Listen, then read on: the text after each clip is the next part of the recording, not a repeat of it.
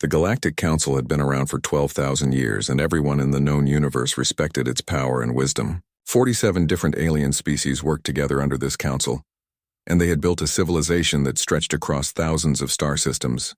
In their massive libraries filled with ancient knowledge, there were some old files that mentioned a species called humans. But most people thought these were just stories that parents told their children at bedtime. The records were so old and incomplete that scholars laughed when anyone suggested humans might actually exist somewhere out there, in the dark spaces between the stars. Commander Vexithera stood tall on the bridge of her warship called the Eternal Dawn and watched the enemy fleet getting closer on her screens. She had 4 eyes that could see more details than most species, and right now those eyes were seeing something that made her hearts beat faster with worry. The Shakrim Collective had been attacking peaceful colonies for months, and wherever they went they left nothing behind except burned buildings and silent cities. 70 of their warships were coming straight toward her position, and she only had 30 ships to fight them. Behind her defensive line were hundreds of transport vessels trying to evacuate 3 million civilians from Colony Tertius 9, and those innocent people needed more time to escape.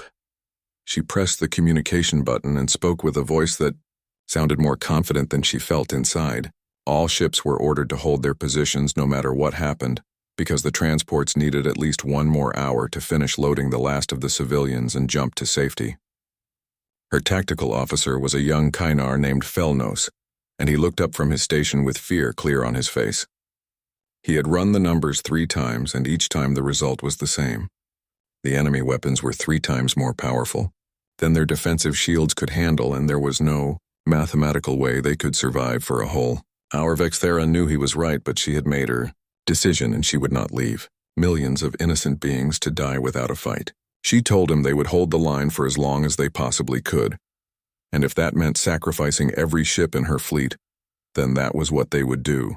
It was the duty of warriors to protect those who could not protect themselves, and she took that duty seriously even if it cost her life. The Shakrim fleet was almost in weapons range when something unexpected appeared on the sensors. A new ship had just dropped out of faster-than-light travel at the edge of the star system, and it was alone. The computer tried to match the ship's design with anything in the galactic database, but came up empty. The vessel looked different from anything Vexithera had ever seen, with smooth lines and sharp angles that suggested it was built for both speed and combat. It was much smaller than her smallest frigate, but something about the way it moved through space made her think it was dangerous. She opened a channel to the unknown ship and identified herself as Commander Vexithera of the Galactic Council Defense Fleet.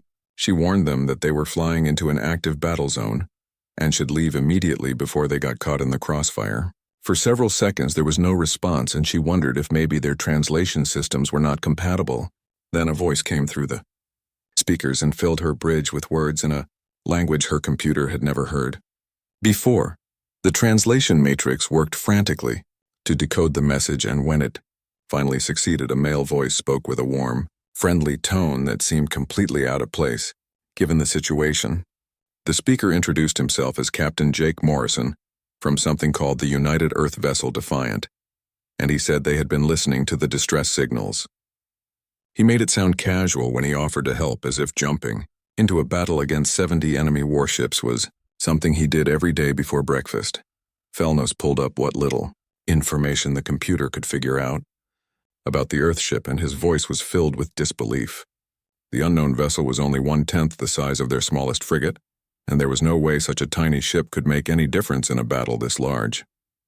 He started to say this out loud, but never finished his sentence, because at that exact moment the Shakrim fleet opened fire and the battle began. Streams of plasma bolts and particle beams filled the space between the 2 fleets and created a deadly light show that would have been beautiful if it were not so terrifying. The council ships raised their shields and returned fire, but everyone on the Eternal Dawn could see they were badly outmatched. The Shakrim weapons hit hard and often, and the defensive shields were already starting to flicker and fail. Under the sustained bombardment, Captain Jake Morrison sat in his command chair aboard the Defiant and studied the tactical situation with experienced eyes. He could see the council ships were taking a beating and would not last long without help.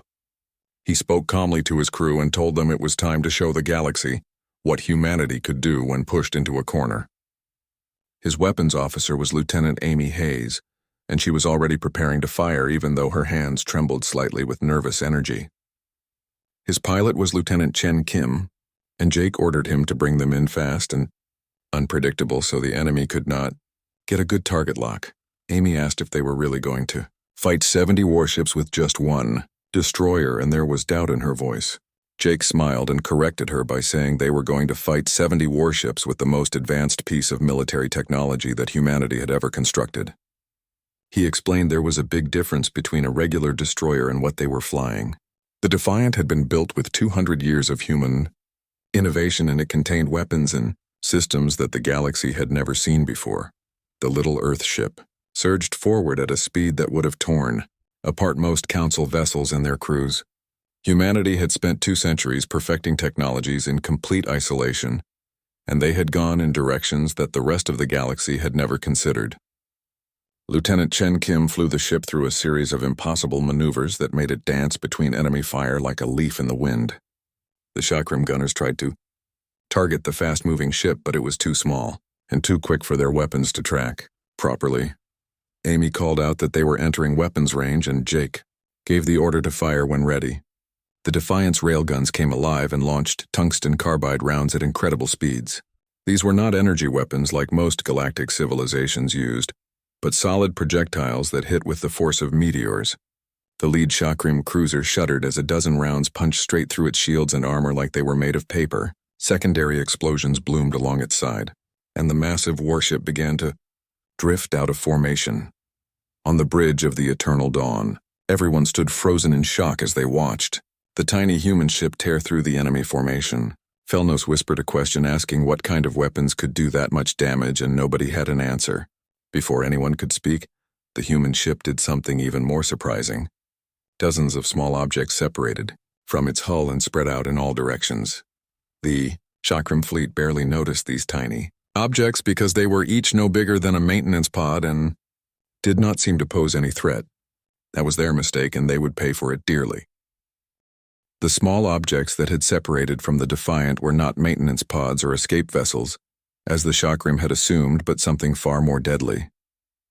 Each one was a drone fighter controlled by an artificial intelligence that could think faster and react quicker than any organic pilot. These drones could also pull maneuvers that would kill a living crew member because they did not have to worry about the crushing force of gravity during extreme turns and acceleration. Ensign Carlos Rodriguez announced that the drone fighters were away and their artificial intelligence control systems were active. He confirmed that targeting solutions were locked on enemy vessels and the drones were ready to begin their attack runs. The small fighters spread out across 3 dimensions like a spider's web and then swarmed toward the chakram fleet with coordinated precision that looked almost like a choreographed dance. The chakram captain suddenly realized their mistake, but by then it was too late to react. The drones attacked with surgical precision, targeting sensors and communications arrays and weapon emplacements. Each drone knew exactly where to hit to cause maximum damage, and they worked together like a single organism with dozens of bodies. Within minutes, 3 chakram cruisers were drifting helplessly in space with their systems destroyed, and the rest of their fleet was in complete chaos. Commander Vexathera found her voice finally and opened a channel to the human ship. She asked what they were, and her tone carried a mixture of awe and confusion. Captain Jake Morrison replied in that same casual tone and told her simply that they were human and they were there to help. He made it sound like the most natural thing in the world, even though he had just changed the course of a battle that should have been lost. The Battle of Colony Tertius 9 continued for another 40 minutes, and it was 40 minutes that the chakram would never forget. The combination of council ships and the human vessel proved to be far more effective than anyone had predicted. The council forces would hit the enemy with their energy weapons to weaken shields, and then the Defiant would follow up with kinetic rounds that punched through the weakened defenses. It was a brutal and efficient partnership. By the time the chakram fleet finally retreated, they had lost 18 ships and dozens more were badly damaged. The human vessel called Defiant had only minor damage to its forward shields, and this fact made every council officer check their sensors multiple times because they could not believe what they were seeing. A single small ship had fought against 70 enemy warships and come away almost unscratched. 2 hours after the Battle ended, Commander Vexthera stood in the primary conference room of the Eternal Dawn and waited for the human delegation to arrive. She had invited them aboard her flagship so they could talk face to face. Her chief science officer was a being made of living crystal named Shardcore, and he was reviewing the battle footage for the 5th time. Every time he watched it, he found something new that amazed him. Shardcore spoke in his strange, multi-toned voice and said the human technology was extraordinary beyond anything he had seen in his long career. They used kinetic weapons as their primary armament, when everyone else in the galaxy used energy beams. They employed artificial intelligences for tactical support, when such technology had been banned for thousands of years after the synthetic wars almost destroyed civilization. Their power generation systems exceeded theoretical maximums by at least 40%, and nobody could explain how that was possible. The door opened and 3 humans walked into the conference room. Captain Jake Morrison was in the lead, followed by his 2 officers. They walked on 2 legs like several council species, but there was something different about the way they moved. There was a controlled energy in their steps, and a readiness in their posture that reminded Vexthera of predatory animals she had studied as a youth. Jake Morrison was tall for his species, with short dark hair that was turning gray at the edges. His brown eyes seemed to notice and catalog everything they looked at. Lieutenant Amy Hayes was shorter, with red hair pulled back in a practical style, and her green eyes were sharp with intelligence. Lieutenant Chen Kim was compact and moved, with an easy grace, and his friendly smile contrasted with the calculating look in his dark eyes. Jake extended his hand in what he had explained was a human greeting and thanked Commander Vexthera for agreeing to meet with them. Vexthera carefully took his hand and noted that his skin was warm and his grip was strong but controlled. She admitted that she had many questions because the Galactic Archives mentioned humans, but the entries were ancient and most scholars believed the species was nothing more than mythology. Jake smiled slightly and explained that humanity had been keeping to themselves for quite a while. About 200 years ago, one of their deep space probes had picked up Galactic Council transmissions by accident. Humanity had learned about the greater galactic civilization and had studied their languages and politics and history. They had made a decision to observe quietly for a long time before making any kind of contact. Shardcore's crystalline form resonated with surprise and asked if humanity had really been watching for 2 full centuries. Amy Hayes spoke up and explained that humans were a cautious species by nature. They had wanted to understand the galactic situation completely before introducing themselves to other civilizations. They had established hidden monitoring stations throughout Council space and sent stealth observation vessels to study various species. They had built up their defensive capabilities during this time just in case. Vexthera asked what they meant by just in case and what they had been preparing for.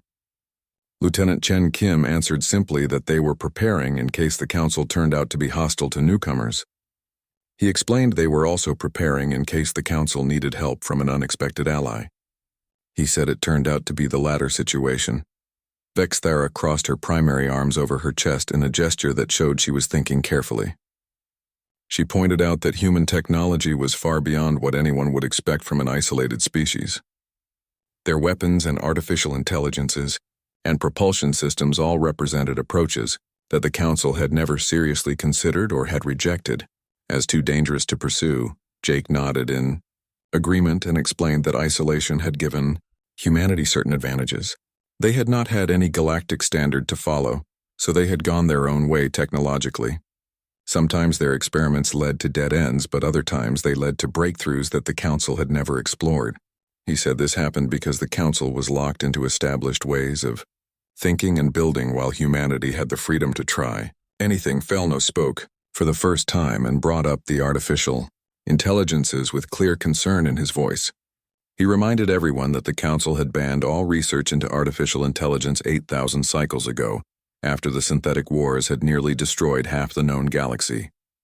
The memory of those wars still haunted galactic civilization, and the ban on AI research was one of the oldest and strictest laws. Amy replied that humanity knew about the synthetic wars and had studied that history very carefully.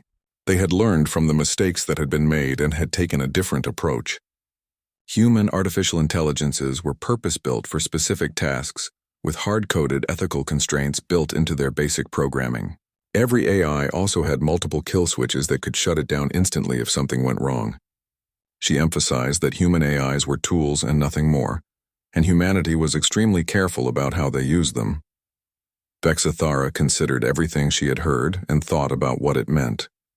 The humans had clearly been preparing for this first contact for a very long time, and had thought through many potential problems.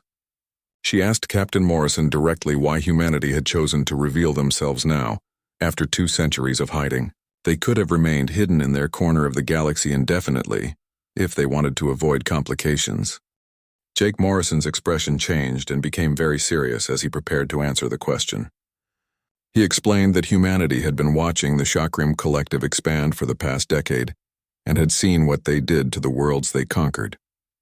Human intelligence operatives had intercepted Chakram communications, and had spent years decoding their plans and understanding their goals. He told Commander Vexithara that the Chakram were not just raiders or pirates looking for easy targets. They were something much more dangerous than that. The Chakram were an advance force for something much larger and more terrifying. If they were not stopped soon, they would consume the entire galaxy piece by piece. Jake said this with such conviction that everyone in the room felt a chill run through their bodies. Vexithara had suspected something like this for a while, but hearing it confirmed by someone who had been studying the enemy for years made it real and immediate. She asked if humanity had any proof of these claims because the Council would need evidence before they could take action. Chen Kim produced a small data storage device and explained that it contained intercepted data packages and encrypted communications and detailed strategic assessments. Everything humanity had gathered over the past 5 years was stored on this device. He said the Chakram were scouts for something called the Dominion Fleet, which was a military force of over 10,000 warships, currently moving through the empty void between galaxies. The silence in the room was deafening. After Chen finished speaking, Shardcore's crystalline form seemed to lose some of its usual glow, and his voice was quieter when he spoke. He said that 10,000 warships was an impossible number to fight against, because the entire Galactic Council fleet only numbered about 4,000 vessels spread across dozens of sectors. Even if they recalled every ship and gathered them all in one place, they would still be badly outnumbered. Jake nodded and said that was exactly why humanity had decided to reveal themselves now. He explained that humanity might only have 1 ship in this sector at the moment, but they had entire fleets in production back in their home systems. They had technologies ready to share with the Council and tactical doctrines that could give the Allied forces an advantage against superior numbers.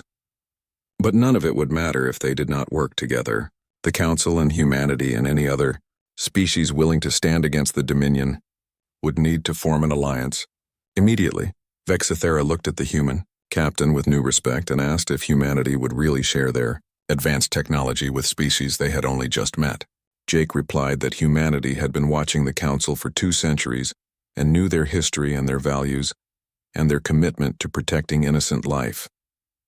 He acknowledged that the Council had its flaws like any large organization, but at their core they were fundamentally good people who wanted to do the right thing.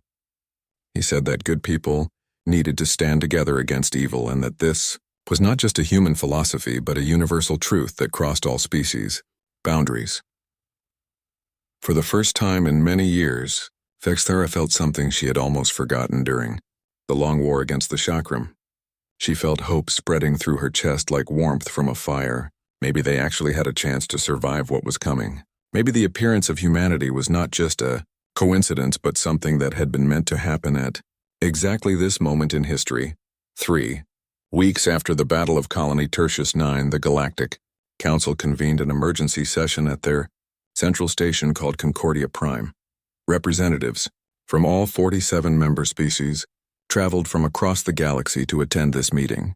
The great amphitheater where they gathered was a massive structure that had witnessed 12,000 years of debate and diplomacy and important decisions. Captain Jake Morrison stood at the center podium with Commander Vexithara on his right side and High Chancellor Mordak of the Council on his left. The attending representatives were incredibly diverse, ranging from humanoid beings to creatures that were completely alien. Some were gaseous beings contained in special environmental suits, while others were crystalline entities that communicated through pulses of colored light.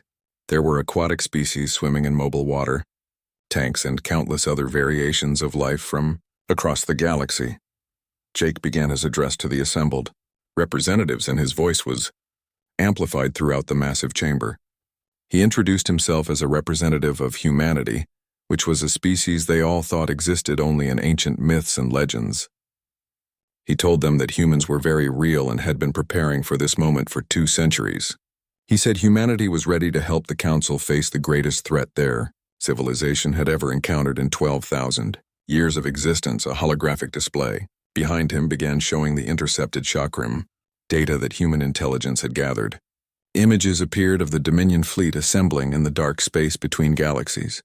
Strategic documents outlined planned invasion routes through Council territory. Worst of all, there was actual footage from worlds that had already been consumed by Dominion advance forces, and the images were horrifying. The Council chamber erupted in chaos as representatives from dozens of species all tried to speak at once. There were voices and whistles and clicks and countless other forms of communication as the translation system struggled to keep pace with the volume. High Chancellor Mordak raised all 6 of his arms in the traditional gesture, calling for order and silence. Representative Kalnar of the Thexian commune was the first to ask a critical question. Her insectoid features were sharp with suspicion as she demanded to know how they could trust this data. She suggested that maybe the humans were manufacturing a crisis to gain influence within the Council for their own purposes. It was a fair question, and one that Jake had expected someone to ask. Amy Hayes, who had accompanied the delegation to the station, worked her control console. She transmitted authentication codes and explained that the data included encryption signatures and timestamp metadata and source identifications that Council intelligence services could verify independently. She also provided the exact locations of 3 chakram staging, areas where Council forces could go to confirm the information with their own eyes. Shard Core had been assigned as the Council's chief liaison to humanity, and he spoke up in support of the data's authenticity. He explained that he had personally reviewed all the technical aspects of the evidence, and while it was extraordinary, it showed none of the typical markers of fabrication or manipulation. He stated clearly that he believed the threat was genuine and immediate. Another representative named Helix Prime, who was a methane-breathing Vorkan, spoke through his translation device. He pointed out that even if they accepted the threat as real, there was still the question of what they could do about it. The Council fleet was scattered across dozens of sectors dealing with the ongoing chakram raids. Their resources were depleted and their shipyards were working at maximum capacity just to replace losses. They were not prepared for a war of the magnitude that 10,000 enemy warships represented. Jake nodded in agreement and acknowledged that Helix Prime was correct. With their current resources and technology, the Council would lose this war badly. But he emphasized that the Council was not alone anymore. Humanity was offering a full military alliance which included complete technology sharing and joint tactical command, and the deployment of human defensive fleets to reinforce Council positions. High Chancellor Mordak asked the critical question that everyone wanted answered. He asked how many ships humanity could actually contribute to the war effort. The answer would determine whether this alliance was truly viable or just a symbolic gesture. Jake provided numbers that made several representatives lean forward in their seats with interest. He explained that humanity currently had 42 vessels of various classes operational in their home systems and ready for deployment. Within 1 year, they could build and deploy an additional 200 warships. Within 2 years, that number would grow to 500 combat-ready vessels. By the time the Dominion fleet arrived in approximately 3 years, humanity estimated they could field 800 ships equipped with their advanced weapons and technology. The numbers caused another wave of discussion throughout the chamber. Representative Kalnar spoke again and pointed out that while 800 ships was impressive for a species operating in isolation, it was still not enough. She did the math out loud for everyone to hear. 800 human ships plus the Council's 4,000 vessels would only give them 4,800 total. They would still be facing 10,000 enemy warships, which meant they would be outnumbered more than 2 to 1. Jake agreed that she was correct about the numbers but explained that humanity was not proposing a conventional defense strategy. They were not planning to line up their ships and trade shots with the enemy in a battle of attrition. Instead, they wanted to propose something different that would play to the combined strengths of human and council forces while exploiting the weaknesses of the Dominion. The holographic display changed to show a new, tactical overview that had been prepared over the past 3 weeks. Lieutenant Chen Kim stepped forward to explain the strategy to the assembled representatives. He began by pointing out that the Dominion fleet was massive and powerful, but it was also slow and inflexible. They relied on overwhelming force and standardized tactics that had worked for them across 17 galaxies. The human proposal was for a multi-layered defense based on mobility and deception and asymmetric warfare. They would establish fortified defensive positions at key strategic choke points throughout Council space, but they would also create rapid response forces that could strike at enemy supply lines and support vessels. They would use human stealth technology to mask fleet movements from enemy sensors. They would deploy AI-coordinated drone swarms to multiply their effective combat power, far beyond their actual ship numbers.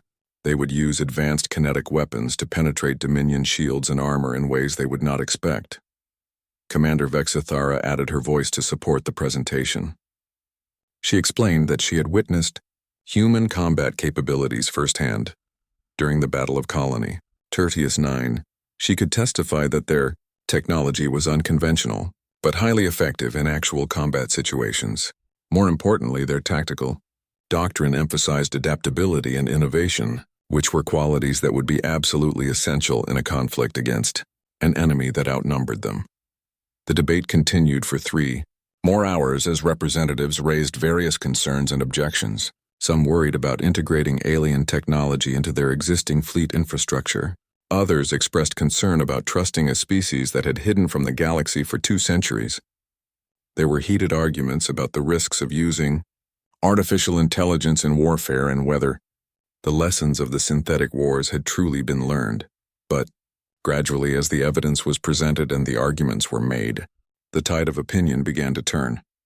The intercepted data was too detailed and specific to dismiss as fabrication. The threat from the Dominion was too immediate and too large to ignore. The human offer of alliance and technology sharing was too valuable to refuse, especially when the alternative was almost certain defeat. Representative after representative stood and voiced their support for the alliance. Some did so enthusiastically while others spoke with reluctance and reservation, but the momentum was building. Even the most skeptical representatives had to admit that humanity offered their best chance for survival against impossible odds. Finally, High Chancellor Mordak called for a formal vote on the matter. His voice echoed through the great amphitheater as he stated the motion clearly. All representatives in favor of forming a formal alliance with humanity and adopting joint defense protocols should signal their affirmation. According to their species custom, one by one across the amphitheater, lights began to illuminate in patterns that signified agreement and support. It was not a unanimous vote because 6 species chose to abstain from voting, and 2 species voted against the proposal. But the overwhelming majority of the council voted in favor of the alliance, and that was what mattered. Mordak made the announcement official, and his words would be recorded in the permanent archives. By the authority vested in the Galactic Council, humanity was hereby recognized as the 48th member species with all the rights and responsibilities that came with that status. He declared that on this day the myth had become their ally, and history would remember this moment. Jake Morrison felt the full weight of what had just happened settle onto his shoulders. 200 years of careful preparation and patient observation and quiet hope had led to this single moment. Humanity was no longer alone in the vast darkness of space. They were part of something larger now, and it was something worth protecting and worth fighting for. As the assembly began to adjourn and representatives started leaving to make preparations, Commander Vexthara approached Jake with a thoughtful expression on her face. She told him that he had given the council something precious that they had lost during the long struggle against the Chakram. He had given them hope when they had almost forgotten what hope felt like, but she needed to ask him one more serious question. She asked if humanity was truly ready for what was coming next, because war on the scale they were facing would test every species involved. It would push them to their absolute limits and beyond. There would be losses and sacrifices and moments when giving up seemed like the only rational choice. She needed to know if humans could endure that kind of pressure. Jake met her four-eyed gaze without looking away, and his voice was steady and confident. He told her that humanity had been fighting since they first climbed down from the trees millions of years ago.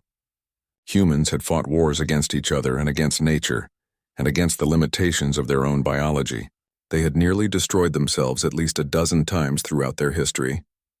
But they were still here and still pushing forward, and they had learned something important along the way. Bexathera asked what lesson humanity had learned that made them so confident. Jake explained that the only thing truly worth fighting for was each other. That meant her people and his people and all the species in the galaxy, who just wanted to live in peace and raise their families and pursue their dreams. The Dominion fleet thought they were the apex predators of the universe. They believed that strength and numbers made them invincible. They were about to learn they were wrong. He said that sometimes the most dangerous opponent was not the biggest or the strongest, but the one who refused to give up. Humanity had survived ice ages and plagues and world wars and nuclear weapons and environmental collapse. They had faced extinction more times than anyone could count. Each time they had somehow found a way to survive and adapt and come back stronger. The Dominion was powerful, but they had never faced an enemy like humanity before. They had never encountered a species that would look at impossible odds and decide to fight anyway. They had never met beings who would sacrifice everything to protect those they cared about. That kind of determination could not be measured in numbers of ships or strength of weapons. Bexathara made a gesture of deep respect in the traditional Kynar manner. She said that if humanity fought with even half the passion that Jake spoke with, then perhaps they truly did have a chance. She suggested they show the Dominion that even myths could have very sharp teeth. 2 years and 7 months passed after humanity revealed itself to the Galactic Council, and those years were filled with intense preparation and cooperation. The Dominion fleet finally arrived at the edge of Council space exactly when human intelligence had predicted. They emerged from the dark void between galaxies like a plague of locusts, and their 10,000 warships blocked out the light from distant stars with their massive hulls. Admiral Lisa Grant stood on the bridge of the UES Washington, which was humanity's first true warship designed specifically for large-scale fleet combat rather than exploration or patrol duties. Around her position, the combined human council fleet held a defensive formation in a star system called Sentinel. This system had been chosen carefully because it was a strategic choke point that the Dominion would have to pass through if they wanted to reach the populated core worlds where billions of civilians lived and worked. She asked for a status report, and her tactical officer commander, Paul Green, responded immediately. All council vessels were in their assigned positions, with the Kynar Third Fleet holding the right flank. The Thexian fighter squadrons were deployed in a screening formation to intercept any advanced scouts. The Lithian defensive platforms were online and ready to fire. Human vessels were distributed throughout the formation to provide fire support and coordinate drone attacks. Lisa asked about their surprise packages using the code phrase they had established. Commander Green confirmed that everything was deployed and awaiting the activation signal. Lisa allowed herself a small smile because the past 2 years had been incredibly productive. Humanity had shared its technology freely with the Council, while also learning from thousands of years of galactic expertise in fields like shield harmonics and exotic matter manipulation. The result was a fleet that combined the best innovations from both civilizations. But even with all their preparation and all their advanced technology, the Dominion still outnumbered them 3 ships to 1. The mathematics of the situation were brutal and unforgiving. They would need every advantage they could create, and even then victory was far from guaranteed. The enemy fleet began moving forward in a massive formation that stretched across millions of kilometers of space.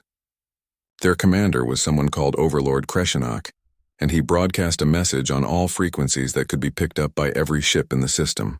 His voice was cold and arrogant as he demanded the immediate surrender of the Galactic Council. He told them to hand over their worlds and resources and submit to Dominion rule. If they agreed to become subjects of the Empire, then their species would be allowed to survive in servitude. If they chose to resist, then the Dominion would erase them completely from existence. He gave them exactly 1 hour to make their decision and comply with his demands. Lisa Grant opened a communication channel that reached every Allied ship in the fleet. She identified herself clearly and spoke with confidence that she did not entirely feel inside. She reminded everyone that 2 years ago the Council had thought humanity was just a myth from ancient stories. Today they were going to show the Dominion exactly why some myths eventually become legends.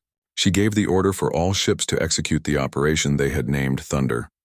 The battle began with a fury that shook the fabric of space itself. The Dominion fleet surged forward with complete confidence in their overwhelming numerical superiority. They had used these exact same tactics to conquer 17 different galaxies, and every time their enemies had crumbled before the sheer weight of their numbers. They expected the Council fleet to break and scatter within the first few minutes of combat. Instead, something completely unexpected happened that confused every Dominion tactical officer. The human vessels and their Council allies did not hold their defensive positions like traditional military doctrine suggested. They scattered in dozens of different directions at high speed and moved with a level of coordination that should not have been possible. Entire squadrons vanished from Dominion sensors and then reappeared behind enemy formations. Millions of drone fighters materialized as if from nowhere and swarmed over Dominion vessels like insects attacking. Much larger prey, Captain Jake Morrison, now commanded a new ship called the UES Defiant II, which was larger and more powerful than his original vessel. He led a strike force of fast attack ships directly into the heart of the enemy formation, with a specific target in mind. Their objective was the Dominion command carrier, which was a vessel so enormous that it generated its own noticeable gravitational field. Jake ordered all ships in his strike force to concentrate their fire on the command ship's shield generators. Commander Amy Hayes, who had been promoted and now served as his executive officer, coordinated the attack perfectly. Railguns fired solid projectiles at relativistic speeds. Plasma torpedoes streaked through space, leaving glowing trails. Hunter-killer drones deployed and locked onto critical systems. The concentrated firepower of 12 human destroyers hammered at the command carrier's defenses without mercy. Shield sections flickered and failed under the sustained bombardment, creating gaps in the protective barrier. That was the moment when Council vessels struck with their exotic energy weapons that could exploit those exact weaknesses. The combination was devastating and far more effective than either force could have achieved alone. Throughout the massive battlefield, similar coordinated attacks were happening simultaneously. Human kinetic weapons would punch through enemy shields using pure momentum and mass. This created openings that Council energy weapons could exploit to savage the exposed hull armor beneath. Council sensor arrays could detect hidden threats in cloaked vessels. Human artificial intelligence systems would then coordinate precision strikes against those threats before they could cause damage. It was like watching a perfectly choreographed symphony of destruction, where each note enhanced the others. But the Dominion was not going to be defeated easily, despite their initial shock. Their sheer numbers began to have an effect as more and more ships pressed forward. For every enemy vessel that was destroyed, 2 more moved up to take its place. Allied ships began to fall under the sustained assault, and their brave crews sacrificed themselves to buy time for the civilians in the systems that lay behind the defensive line. On the bridge of the Washington, Admiral Lisa Grant watched the tactical display with growing concern. They were holding their position, but just barely, and casualties were mounting. The Dominion kept coming like a tide that could not be stopped. It was time to spring the final trap that they had spent 2 years preparing. She gave the order to Commander Green to activate what they had codenamed Ghost Wall. He acknowledged and began transmitting the activation codes that would change everything. For 2 years, human engineers had worked alongside Council scientists on a secret project. They had combined human cloaking technology with Council gravitational manipulation expertise to build something unprecedented. Throughout the Sentinel System, 3,000 automated weapons platforms suddenly came online all at once. Each platform had been completely invisible to all known sensors, including the advanced detection systems that the Dominion used. Each one was armed with a massive railgun and had been positioned carefully for perfect firing solutions on specific enemy vessels. The Dominion fleet had pushed deep into the system while pursuing the mobile Allied forces. They thought they were winning and pressing their advantage. Suddenly they found themselves completely surrounded by thousands of hidden weapons that had been waiting silently for this exact moment. The trap closed with devastating finality. The next hour was absolute carnage as the Dominion fleet hemorrhaged ships by the hundreds. They were caught between the mobile Allied forces in front of them and the stationary weapons platforms behind them. Their careful formation collapsed into complete chaos as commanders tried desperately to organize any kind of retreat. Overlord Kreshnak watched his fleet disintegrate around him and finally understood the terrible truth. These council species backed by the humans were not weak prey waiting to be conquered. They were dangerous predators who had been waiting patiently for the perfect moment to strike. His command carrier took a final devastating salvo from the Washington and broke apart in a cascade of explosions that killed him and 5,000 crew members.